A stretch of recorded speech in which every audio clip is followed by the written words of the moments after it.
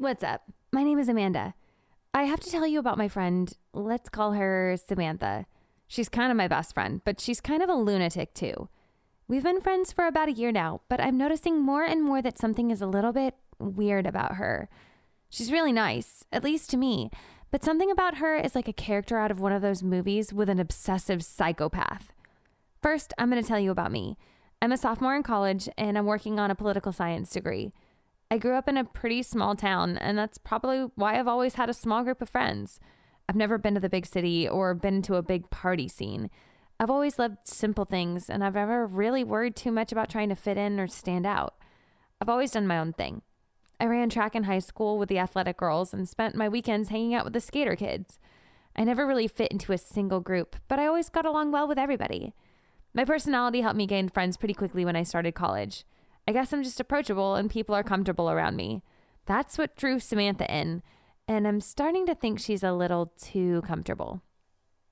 So let me tell you about Samantha. So you know how I said I'm from a small town? Well, Samantha's from a really small town. She's from the kind of town where they have one diner, one gas pump, and more cows than people. She grew up without internet or TV and probably without friends. She was homeschooled, and whenever she talks about the town where she grew up, I always picture her house being a little cornfield with banjos playing in the distance. I'm probably exaggerating a little bit, but my point is she grew up really sheltered. She was actually surprisingly social for somebody who grew up so sheltered, but I think she was just excited to be at college. She was happy to meet new people and see the outside world. We hit it off from the beginning. We became friends pretty quickly, and I started spending a lot of time with her.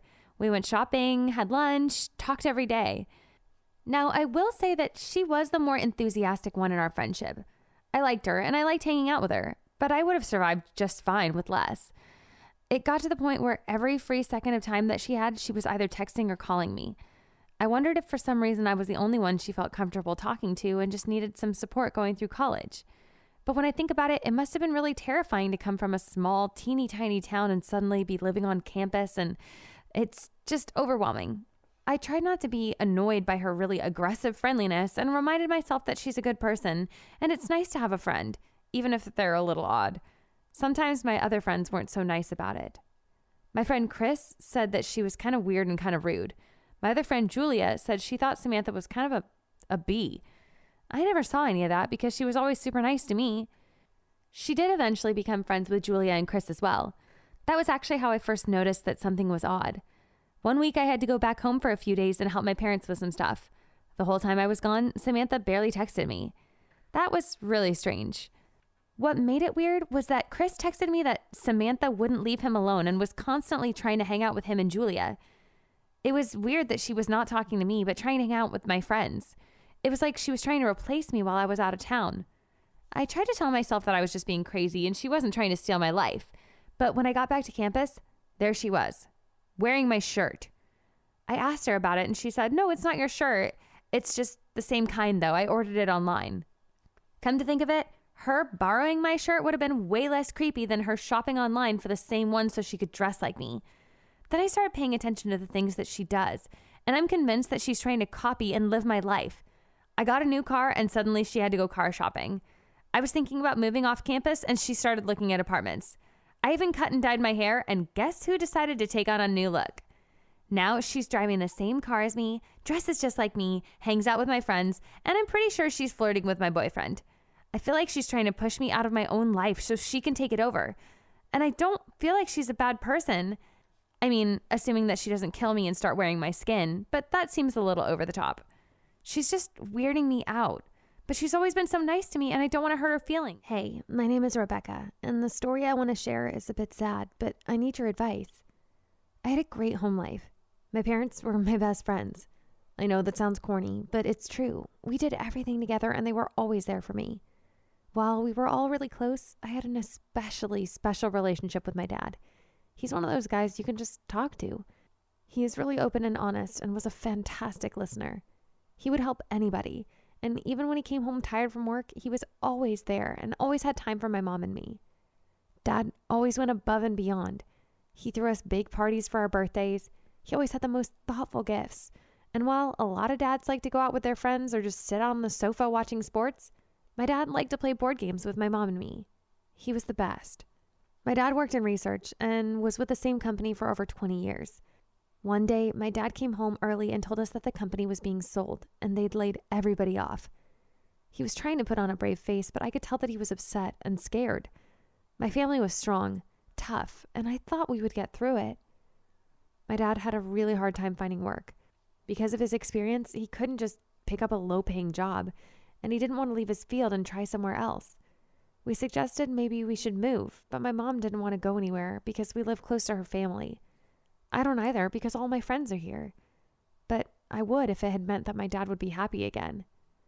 Lately, it seems like he's given up. He's really cranky and he doesn't want to play games with us anymore. They don't think I can hear them, but my parents fight about money all the time. Things are getting really tight and my mom is worried. My dad left one morning to go back out on the job hunt, and my mom got on the phone. She called someone and talked to them about our situation. She started to cry, and I thought it was better to not hang around to watch. Later, she seemed to be in a much better mood. I asked her who she was on the phone with, and she said it was a friend of hers from college who, I guess, had some big company, and she called him to see if they had any job openings. And he did. He offered my mom a job that pays really well and said she could start the day after tomorrow. She said her new boss was going to come over by the house and bring over the paperwork for her to sign. I was really excited for her. That night at dinner, Mom told Dad about the job, and he was happy for her too. But I think he was still so upset about his own situation, and he felt hurt like he couldn't provide for us. The next morning, Dad left and said that he was going to a business expo to try and see if he could drum up some work, and he wouldn't be back until late. I went to school, and Mom was cleaning the house to try to impress her new boss. All the drama at home had been really stressful, and it must have worn me out because I felt super sick at school. I went to the nurse's office, and they tried to call my mom, but she wasn't answering. They got a hold of my dad, and he told them to send me home. Luckily, I don't live that far from school. I got home, and I noticed that there was another car in the driveway. Mom's new boss must have come over. I went inside, but they were nowhere to be found. I was feeling sick, and I just didn't think too much about it. But then I heard a noise coming from the kitchen. I thought that maybe they were having coffee in there, and I didn't want to disturb them. But when I heard a plate smash, I knew I had to check it out. I looked through a crack in the door, and that was when I saw what was really going on. My mom was having sex with a strange man on the kitchen table. That's where I eat breakfast. If I was feeling sick before, I really needed to throw up now. I raced out of the house and threw up in the rose bushes outside the door. I don't think they heard me because I could still hear them doing it from outside. Is this what my mom was doing to get the job? I couldn't just go back inside, so I walked to the library and just did whatever I could to not think about it. What am I going to do? Mom didn't know that I came home early, but Dad did, and he's going to talk about it when he gets home. I tell my dad everything. Do I tell him this? Is this mom doing what she thinks needs to be done? I just don't even know what to think anymore. What do you think? If you want to ask something, leave your comments below.